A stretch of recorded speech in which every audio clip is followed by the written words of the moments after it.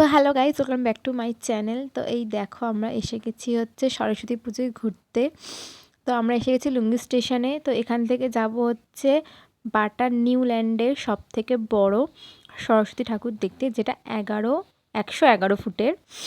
তো এখানে দেখো আমরা স্টেশন থেকে নেমে গিয়ে, যেহেতু আমরা বজবজ থেকে এসেছি সেই জন্য আমরা 1 নম্বর প্ল্যাটফর্মে নেমেছি।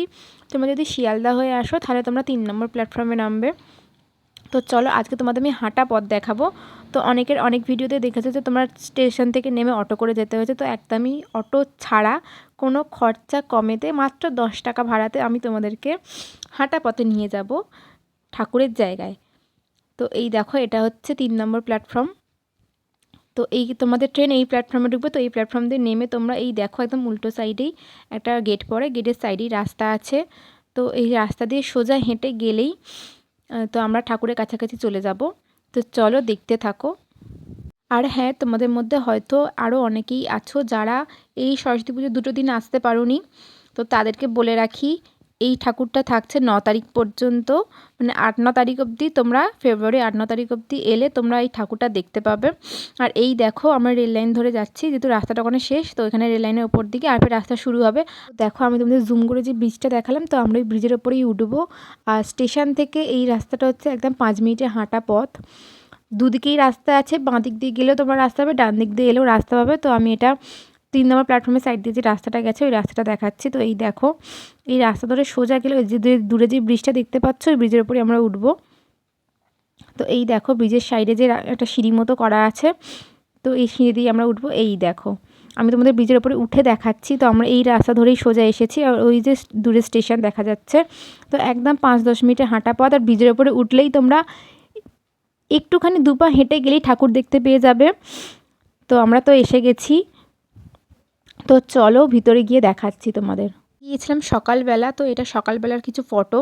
যেহেতু রোদ উঠেছিল তো ফটোগুলো একটু ব্ল্যাক এসেছে। আর তোমরা যারা সন্ধেবেলা আসছো লাইটিং দেখার জন্য, তো অবশ্যই এসো। সকালবেলাও খুব সুন্দর লাগবে, সন্ধেবেলাতেও খুব সুন্দর লাগবে। তো এই দেখো আমরা ঢুকে গেছি। আর সকালবেলাতেও ভিড় হয়েছিল, মানে মোটামুটি ভিড় ছিল। তো এই দেখো আমাদের সরস্বতী ঠাকুর 111 ফুটের বাড়ির সামনে হয়েছে। আর আমি আসছি সরস্বতী পুজোর দিন, আগে তো একদমই আসা হয়নি ভিডিও করার জন্য। বাড়ির সামনে হলে যা হয় আর কি। তো এই দেখো লাইন পড়েছে দেখো। আর এই বড় ঠাকুরের নিচে একটা ছোট্ট ঠাকুর আছে, যেটা পুজো হচ্ছে ভিতরে। তো আমরা এই ভিতরের ঠাকুরটাই দেখতে ঢুকবো, যার জন্য লাইন পড়েছে। ওই দেখো লাইন ছোটো মানুষগুলো দেখা যাচ্ছে, ও অতগুলো লাইন পড়েছে অত দূর অবধি। তো চল আমরা লাইন দিয়ে ভিতরে ঢুকবো। তো এই দেখো আমরা এসে গেছি ভিতরে, একে একে ঢোকা হচ্ছে। আর এই যে এটা হচ্ছে ভিতরের ঠাকুর, মানে ভিতরের ছোট প্রতিমা যেটা পুজো হচ্ছে। এই দেখো ছোট ঠাকুরটাও খুব সুন্দর হয়েছে, খুব মিষ্টি লাগছিল দেখতে। আর এখানে কিন্তু আশেপাশে শুধু এই ঠাকুরটা বলে না, এর আশেপাশে অনেক ঠাকুর ওঠে। তো তোমরা একবার অবশ্যই আসো, যারা এখনও অবধি আসতে পারোনি তারা একবার এসে ঘুরে যেও আমাদের বাটানগরে।